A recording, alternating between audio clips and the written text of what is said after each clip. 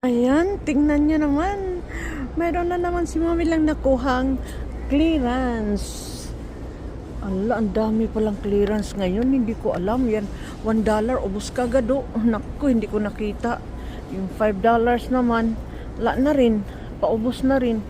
Wala na ako nagustuhan. Grabe ang clearance mga anak. Hindi natin nakakita. Hindi ko na natunugan. Ito kasi yung tindahan ko na ito ha mga anak. Ay, pagka nag-clearance talagang kuha ka agad si Mami Lat. Tag $5 lang. Mga sapatos. $8.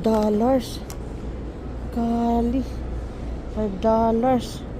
Ayun pa, ano, magkano to? Tingnan mo naman yung sapatos. Ang ganda-ganda oh. Athletic shoes.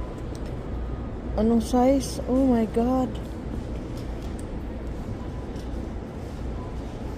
Kunin kaya natin to? Oh my God, ang ganda niya.